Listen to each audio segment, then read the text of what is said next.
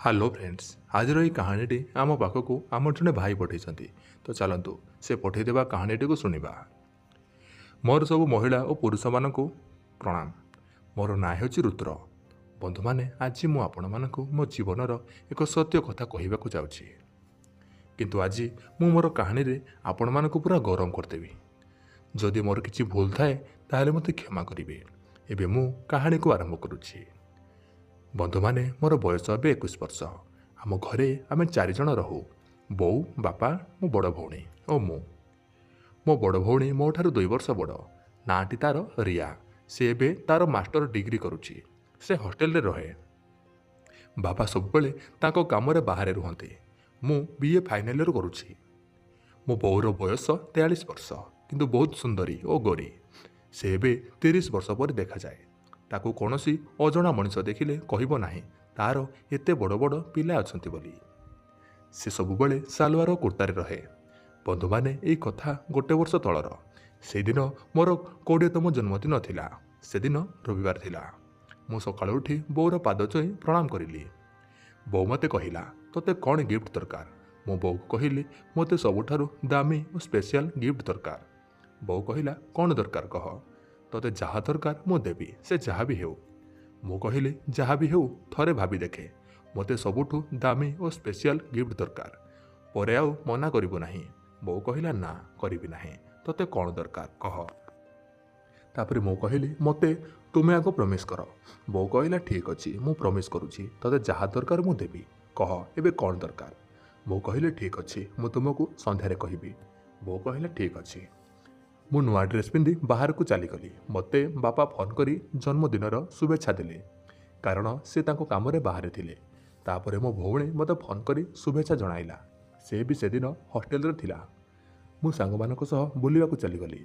सांग माने मो पाई केक आनिले। तापरे आमे केक काटी बहुत मजा कलु। राति 9टारे मु घर को फेरिली।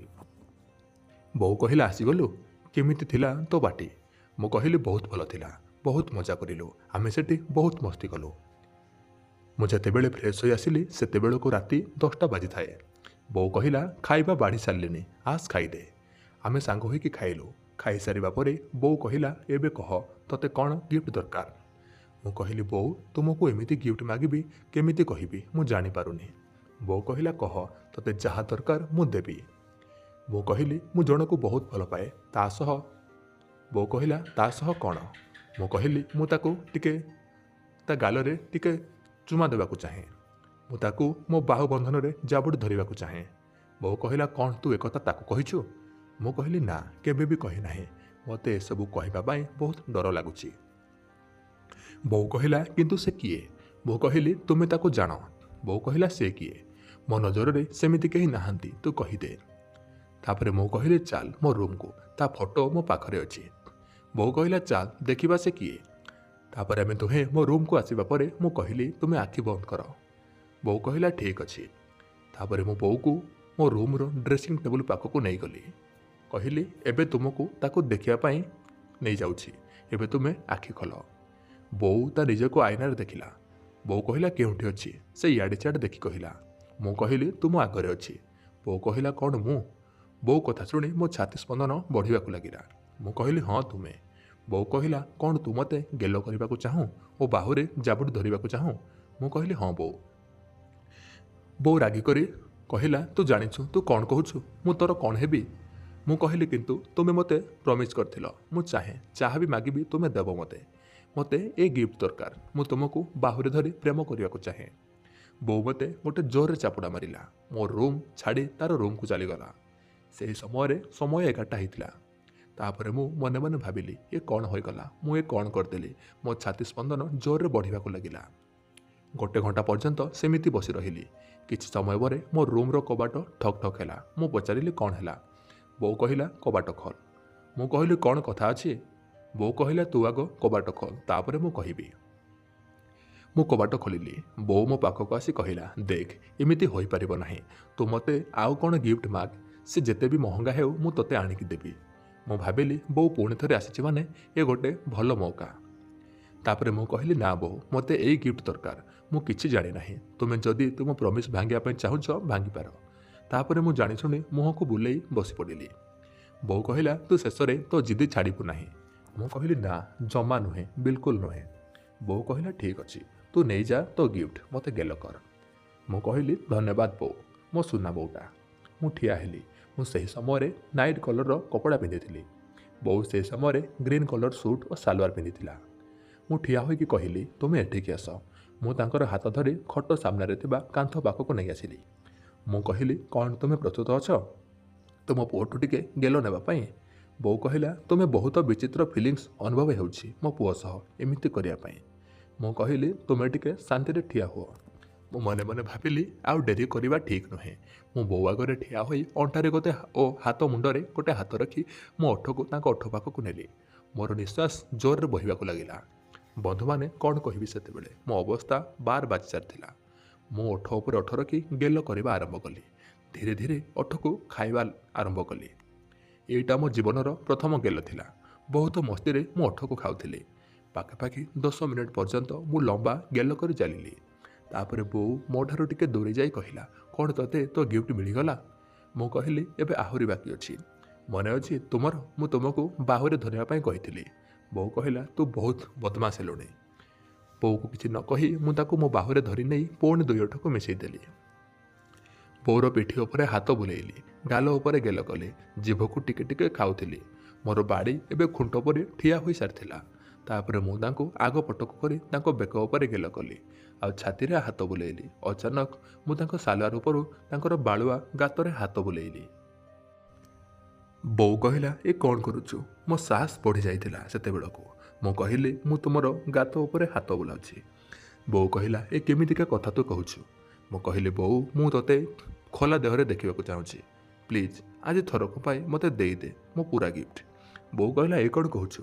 ମୁଁ କହିଲି ହଁ ବୋଉ ପ୍ଲିଜ୍। ଏବେ ଏମିତି ଲାଗୁଥିଲା ତାର ବିରୋଧ ଧୀରେ ଧୀରେ କମିବାକୁ ଲାଗୁଛି। ତାପରେ ମୁଁ ତାକୁ ସାଙ୍ଗେ ସାଙ୍ଗେ ଜୋରରେ ଜାବୁଡ଼ି ଧରିଲି। ବୋଉ କହିଲା ଠିକ୍ ଅଛି, ତୋ ମନ ଯାହା କହୁଛି କର, କିନ୍ତୁ ଏସବୁ ଏଇ ଥରକ ପାଇଁ, କାଲି ସକାଳୁ ସବୁ ଭୁଲିଯିବୁ। ତାପରେ ମୁଁ ମୋ ବାହୁରେ ଧରି ବୋଉର ସୁଟ୍ ଖୋଲିଲି। ତାପରେ ମୁଁ ତାର ସବୁ ଓହ୍ଲେଇଲି। ବୋଉ ଭିତରେ ଧଳା ରଙ୍ଗର କପଡ଼ା ପିନ୍ଧିଥିଲା, ପୁରା ମସ୍ତ ଲାଗୁଥିଲା। ବୋଉ କହିଲା କ'ଣ କରୁଛୁ? ମୁଁ ତୋ ଆଗରେ ଖୋଲା ହେବାକୁ ଚାହୁଁନି, ମୋତେ ବହୁତ ଅଜବ ଲାଗୁଛି। ତାପରେ ମୁଁ ଡେରି ନ କରି ତାର ସବୁ ଖୋଲି ପକାଇଲି। ୱାହ କ'ଣ ଲାଗୁଥିଲା ବୋଉର ଗାତ ଆଉ ଛାତି।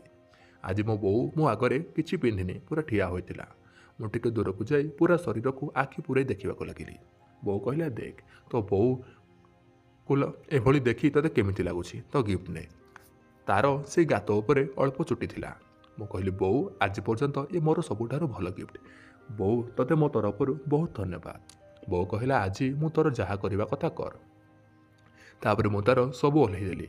ମୋର ବି ଓହ୍ଲେଇ ଦେଇ ମୋର ଠିଆ ହୋଇଥିବା ବାଡ଼ିକୁ ତାଙ୍କ ପାଖକୁ ନେଇ କହିଲି ବୋଉ ୟାକୁ ଟିକେ ଗେଲ କରିଦେ। ବୋଉ କହିଲା ତୋର କେତେ ବଡ଼? ମୁଁ କହିଲି କ'ଣ ମୋର? ବୋଉ ଖୋଲି କରି କହନା। ତାପରେ ବୋଉ ପୁରା ଖୋଲା କରି କହିଲା ଆଚ୍ଛା ଠିକ୍ ଅଛି, କେତେ ବଡ଼ ତୋର ବାଡ଼ି? ତାପରେ ମୋର ବାଡ଼ିକୁ ହାତରେ ଧରି ହଲେଇଲା ଓ ଲାଲ ଟପାକୁ ଗେଲ କରିଲା ପାଟି ଲଗେଇକି। ମୁଁ କହିଲି ବୋଉ ଆଉ ଥରେ। ବୋଉ କହିଲା ଠିକ୍ ଅଛି, ପୁଣି ଗେଲ କରିଲା। ମୁଁ ଯେମିତି ବୋଉର ବାଳୁଆ ଗାତ ଉପରେ ହାତ ବୁଲେଇଲି। ମୁଁ କ'ଣ କହିବି, ମୋତେ କେତେ ଭଲ ଲାଗୁଥିଲା। ମୁଁ 5 ମିନିଟ୍ ପର୍ଯ୍ୟନ୍ତ ହାତ ବୁଲେଇ ଚାଲିଲି ଓ ତାର ଗାତରେ ଆଙ୍ଗୁଳି କରୁଥାଏ। ବୋଉ ମୋତେ ଠିଆ ହୋଇ ସବୁ ଦେଖୁଥିଲା।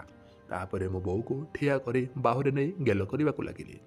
ଆମେ ଦୁଇଜଣ ପୁରା ଖୋଲା ଦେହରେ ଠିଆ ହୋଇଥିଲୁ ଆଉ ମୁଁ ବୋଉର ପଛ ବୋଇତ କଖାରୁରେ ହାତ ବୁଲାଉଥିଲି।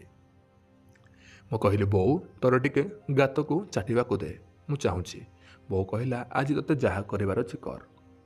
ତାପରେ ମୁଁ ବୋଉର ଗାତରେ ଗେଲ କରିଲି, ଜିଭ ଲଗେଇ ଲଗେଇ ତାର ଚାଟିବାକୁ ଲାଗିଲି। ବହୁତ ଟେଷ୍ଟ ଲାଗୁଥିଲା। ବୋଉର ଗାତ ବି ପୁରା ଭିଜି ସାରିଥିଲା ପାଣିରେ। ମୁଁ ତାର ଗାତକୁ ଚାଟିବାକୁ ଲାଗିଲି। ବୋଉ କହିଲା ସେତିକି କର, କେତେ କରୁଛୁ? ମୁଁ କହିଲି ବୋଉ ଟିକେ ମନ ଖୁସି ହେଲା ପର୍ଯ୍ୟନ୍ତ ଚାଟିବାକୁ ଦେ, ମୋତେ ଭାରି ମଜା ଲାଗୁଛି। ମୁଁ ପୁଣି ଥରେ ଚାଟିବା ଆରମ୍ଭ କଲି। ମୋର ପୁରା ମୁହଁ ଭିଜି ସାରିଥିଲା। ବୋଉ ମୋ ମୁହଁରେ ଥରେ ଝରି ସାରିଥିଲା। ବୋଉ କହିଲା ବାସ୍ ମୁଁ ଥକି ସାରିଲିଣି, ଏବେ ରହିଯା। ବୋଉ ଏମିତି କହି ଖଟ ଉପରେ ଶୋଇଗଲା। ତାପରେ ମୁଁ ବୋଉ ପାଖକୁ ଯାଇ ତା ଦେହକୁ ଲାଗିକି ଶୋଇପଡ଼ିଲି। ଆମେ କଥା ହେବାକୁ ଲାଗିଲୁ। ମୁଁ ବୋଉକୁ କହିଲି ତୋର ଏଇ ଗିଫ୍ଟ ମୋର ସବୁବେଳେ ମନେ ରହିବ। ମୁଁ ଗୋଟେ ହାତରେ ବୋଉର ବାଳୁଆ ଗାତକୁ ସଲସଲ କରୁଥିଲି। ଶେଷରେ ବୋଉ କହିଲା ତୁ ତୋ ଜିଦିରେ ଅଟଳ ରହିଲୁ ଆଉ ମୋତେ ଏଭଳି ଅବସ୍ଥା କରିଦେଲୁ। ମୁଁ କହିଲି କ'ଣ କରିବି ବୋଉ, ତୁମେ ମୋତେ ଭାରି ସୁନ୍ଦର ଲାଗ। ବୋଉ କହିଲା କ'ଣ ତୁ ଏସବୁ କରିବା ପାଇଁ ଆଗରୁ ଭାବିଥିଲୁ? ମୁଁ କହିଲି ହଁ, ମୋର ହଁ ମୋ ନଜର ପ୍ରଥମରୁ ତ ମୋ ଉପରେ ଥିଲା। ମୁଁ ସବୁବେଳେ ଭାବୁଥିଲି କେମିତି ତୋତେ ଟିକେ କରିବି। ତାପରେ ମୁଁ ଏ ଗିଫ୍ଟର ପ୍ଲାନ୍ କଲି। ବୋଉ କହିଲା ମୋ ପୁଅର ମୋ ଉପରେ ନଜର ଥିଲା। ଆଉ ଆଜି ତା ପାଖରେ ମୁଁ ଏଭଳି ଖୋଲା ଦେହରେ ଶୋଇଛି। ଏମିତି ଆମେ ଅଧଘଣ୍ଟା ପର୍ଯ୍ୟନ୍ତ ଆମ ଭିତରେ ଚାଲିଲା। ଏବେ ମୁଁ ବୋଉକୁ କରିବା ପାଇଁ ପୁରା ପ୍ରସ୍ତୁତ ଥିଲି। ମୁଁ ବୋଉ ଉପରେ ଚଢ଼ିଗଲି। ମୋର ବାଡ଼ିକୁ ହାତରେ ଧରି ବୋଉକୁ କହିଲି, ବୋଉ ଏଇଟା ମୋର ପ୍ରଥମ ଅନୁଭୂତି। ଦେଖିବୁ ମୋର ବାଡ଼ି ଯେମିତି ଠିକ୍ରେ ତୋ ଗାତରେ ପଶିବ। ବୋଉ କହିଲା ତ ମୋ ପୁଅର ତାର ପ୍ରଥମ ଅନୁଭୂତି ତା ମା ସହ, କିନ୍ତୁ ତୁ ତ ପୁରା ଅନୁଭବୀ ପରିକା ଦେଖାଯାଉଛୁ। ମୁଁ କହିଲି ହଁ, ଏସବୁ ମୁଁ ଭିଡ଼ିଓରେ ଦେଖିଥିଲି ଆଉ ମୁଁ ସେମିତି କରିଚାଲିଲି, କିନ୍ତୁ ଏଇଟା ମୋର ପ୍ରଥମ ଅନୁଭୂତି। ବୋଉ କହିଲା ଆଚ୍ଛା ଚାଲ ଏବେ ତୋ ବାଡ଼ିକୁ ପୁରା ମୋ ଗାତରେ। ବୋଉ ତାର ଦୁଇ ହାତରେ ତାର ଗାତକୁ ମିଳେଇଲା। ମୁଁ ମୋର ବାଡ଼ିକୁ ତାର ଗାତ ଉପରେ ରଖିଲି ଆଉ ରଗଡ଼ିଲି। ଭିତରେ ପୁରେଇବାକୁ ଚେଷ୍ଟା କଲି। ବୋଉର ଗାତ ଓଦା ହେବା କାରଣରୁ ମୋର ବାଡ଼ି ଖସିଗଲା। ପୁଣି ମୁଁ ଟିକେ ଜୋରରେ ପୁରେଇବାକୁ ଚେଷ୍ଟା କଲି। ମୋର ଅଧା ବାଡ଼ି ଭିତରକୁ ପଶିଗଲା। ମୁଁ ଗୋଟେ ଜୋରଦାର ଧକ୍କା ଲଗେଇଲି। ମୋର ବାଡ଼ି ପୁରା ଭିତରକୁ ପଶିଗଲା। ବୋଉ କହିଲା କେତେ ବଡ଼ ତୋ ବାଡ଼ି, ପୁରା ଭିତରକୁ ପଶେଇ ଦେଇଛୁ। ମୁଁ କହିଲି ବୋଉ ଠିକ୍ରେ ବାଡ଼ି ଭିତରକୁ ଯାଇଛି? ବୋଉ କହିଲା ହଁ ଧନ, ପୁରା ବାଡ଼ିଟାକୁ ମୋ ଗାତ ପୁରା ଗିଳି ଦେଇଛି। ତାପରେ ମୁଁ ମୋ ବାଡ଼ିକୁ ଧୀରେ ଧୀରେ ଆଗପଛ କରିବା ଆରମ୍ଭ କଲି। କ'ଣ ମସ୍ତ ମଜା ଆସୁଥିଲା।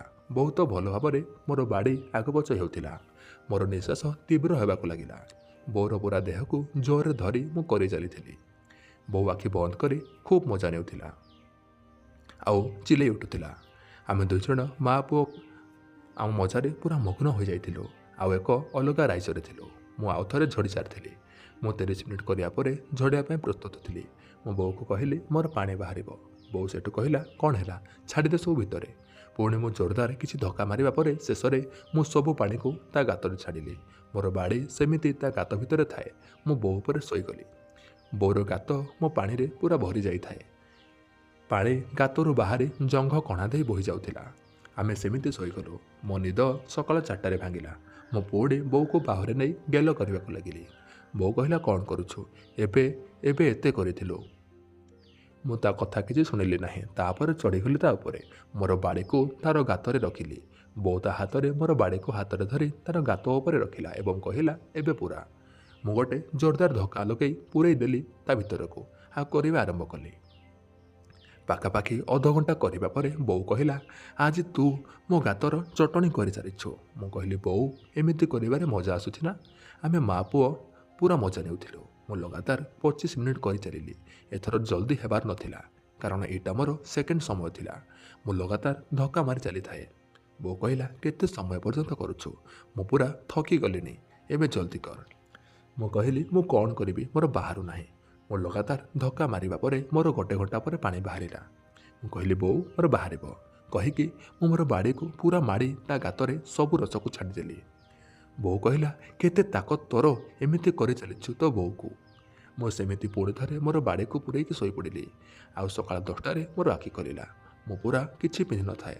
ମୁଁ କପଡ଼ା ପିନ୍ଧି ହଲ୍ରେ ଯାଇ ବସିଲି। ବୋଉ ରୋଷେଇ ଘରେ ଥିଲା। ବୋଉ କହିଲା ଉଠିଗଲୁ ତୁ, ରହ ତୋ ପାଇଁ ମୁଁ ଚା ଆଣୁଛି। ମୁଁ ବୋଉର ଆଖିକୁ ଦେଖିଲି। ସେ ମୁହଁ ତଳକୁ କରି ରୋଷେଇ ଘରକୁ ଚାଲିଗଲା। ଆଉ 10 ମିନିଟ୍ ପରେ ଚା କପ୍ ଧରି ଆସିଲା। ବୋଉ କହିଲା ନେ ଚା ପିଇଦେ। ମୁଁ ଚା ପିଇ ଟିଭି ଦେଖିବାକୁ ଲାଗିଲି। ବୋଉ ରୋଷେଇ ଘରକୁ ଚାଲିଗଲା। ମୁଁ ଚା ପିଇ ସାରି ରୋଷେଇ ଘରକୁ ଗଲି। ବୋଉ ପାଖରେ ଯାଇକି ଠିଆ ହେଲି। ବୋଉ କହିଲା କ'ଣ ଦରକାର ତୋର? ମୁଁ କହିଲି କିଛି ନାହିଁ, ବାସ୍ ଏମିତି ଠିଆ ହୋଇଛି। ବୋଉ କହିଲା ଏମିତି ଆଗରୁ ତ କେବେ ରୋଷେଇ ଘରକୁ ଆସୁନାହୁଁ। ମୁଁ କହିଲି ତୁମେ ଏତେ ଭଲ ବୋଉ ସେଥିପାଇଁ ଆସିଛି। ବୋଉ ସେଦିନ ଗୋଲାପୀ ରଙ୍ଗର କପଡ଼ା ପିନ୍ଧିଥିଲା। ବୋଉ କହିଲା ଚାଲ କହ ମୁଁ କ'ଣ ପାଇଁ ଏତେ ଭଲ? ମୁଁ କହିଲି ବୋଉ କାଲି ତୁମ ସହ ଚତୁର୍ଥୀ ରାତି କଟିବାରେ ମୋତେ ଭାରି ମଜା ଲାଗିଲା। ବୋଉ କହିଲା ମୁଁ ତୋତେ କହିଥିଲି ୟା ପରେ ଆଉ କେବେ ହେବ ନାହିଁ, ସେଇଟା ତୋର ଉପହାର ଥିଲା। ପୁଣି ମୁଁ ଅଚାନକ ବୋଉ କାନ୍ଧ ଉପରେ ହାତ ରଖିଦେଲି। ପାଖକୁ ଯାଇ ତା ପୁରା ଦେହକୁ ଲାଗି ବେକକୁ ଗେଲ କରିବାକୁ ଲାଗିଲି।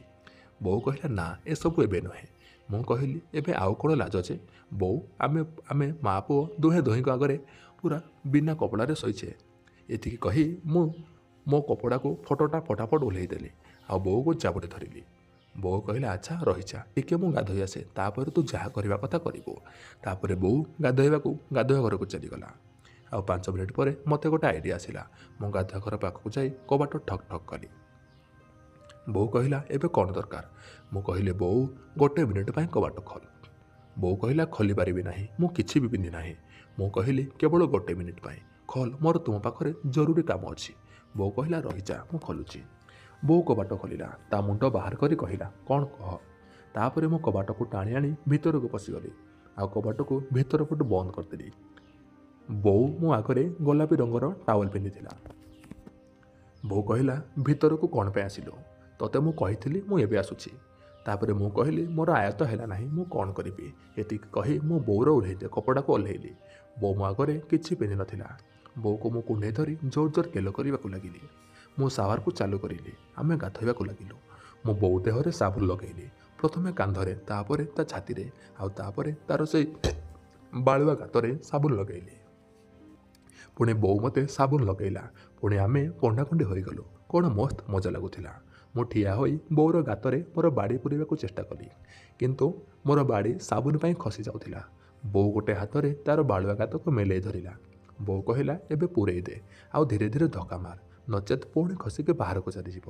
ତାପରେ ମୁଁ ମୋର ବାଡ଼ିକୁ ପୁରେଇଲି। ଠିଆ ଠିଆ ହୋଇ ବୋଉକୁ କରିବାକୁ ଲାଗିଲି, ଆଉ ଧୀରେ ଧୀରେ ମୋର ବାଡ଼ିକୁ ଭିତର ବାହାର କରିବାକୁ ଲାଗିଲି। ଆଉ ମୁଁ 15 ମିନିଟ୍ ପରେ ବୋଉର ବାଳୁଆ ଗାତରେ ଝଡ଼ିଗଲି। ତାପରେ ଆମେ ସାଙ୍ଗ ହୋଇ ଗାଧୋଇଲୁ। ସେମିତି ଖୋଲା ହୋଇକି ରୁମ୍କୁ ଆସିଲୁ। ତାପରେ ବୋଉ ମୋ ଆଗରେ ସବୁ କପଡ଼ାକୁ ପିନ୍ଧିଲା। ସେଦିନ 2 ପହରରେ ସନ୍ଧ୍ୟା ପର୍ଯ୍ୟନ୍ତ ଆଉ ଥରେ ଆମ ଭିତରେ ଖେଳ ଚାଲିଲା। ଏବେ ଆମେ 2 ଜଣ ପୁରା ମସ୍ତିରେ ଯେବେ ଚାହୁଁ ସେବେ ଖେଳ କରୁ। ଆମେ ରାତିରେ କପଡ଼ା ନ ପିନ୍ଧିକି ଶୋଉ। ଆମେ ପୁରା ମଜା ନେଉ। ଶେଷ ପର୍ଯ୍ୟନ୍ତ ଶୁଣିବା ପାଇଁ ଧନ୍ୟବାଦ। କ'ଣ ଏମିତି ମା ପୁଅରେ ହେବା ଠିକ୍ ନା ଭୁଲ, କମେଣ୍ଟ ବକ୍ସରେ ଆପଣମାନଙ୍କ ମତ ରଖନ୍ତୁ। ମୋ କାହାଣୀ କେମିତି ଲାଗିଲା, ମୋ ବାର୍ଥଡେ ଗିଫ୍ଟ ମୋ ବୋଉ, କମେଣ୍ଟରେ ନିଶ୍ଚୟ ଜଣାଇବେ। ତ ଦର୍ଶକ ବନ୍ଧୁ, ଯଦି ଆପଣମାନେ ଏପର୍ଯ୍ୟନ୍ତ ଆମ ଟେଲିଗ୍ରାମ ଚ୍ୟାନେଲରେ ଜଏନ୍ ହୋଇନାହାନ୍ତି, ତାହେଲେ ଟେଲିଗ୍ରାମକୁ ଯାଇ ଓଡ଼ିଆ ଷ୍ଟୋରି ଅଙ୍କିତ ସର୍ଚ୍ଚ କରନ୍ତୁ, ଆଉ ଆସୁଥିବା ଚ୍ୟାନେଲରେ ଜଏନ୍ ହୁଅନ୍ତୁ। ମୁଁ ସେଇଠି ଆପଣମାନଙ୍କ ପାଇଁ ବହୁତ ମସ୍ତ ମସ୍ତ ଭିଡ଼ିଓ, ଫଟୋ, ଯାହାକି ରିଏଲ୍ କିମ୍ବା କାଳ୍ପନିକ ନୁହେଁ, ଯାଇକି ଜଏନ୍ ହୁଅନ୍ତୁ। ସର୍ଚ୍ଚ କରନ୍ତୁ ଓଡ଼ିଆ ଷ୍ଟୋରି ଅଙ୍କିତ। ଆଜି ପାଇଁ ଏତିକି, ରହୁଛି। ଦେଖା ହେବା ଆଉ ଏକ ନୂଆ ଭିଡ଼ିଓର ନୂଆ ଅଧ୍ୟାୟରେ। ଧନ୍ୟବାଦ।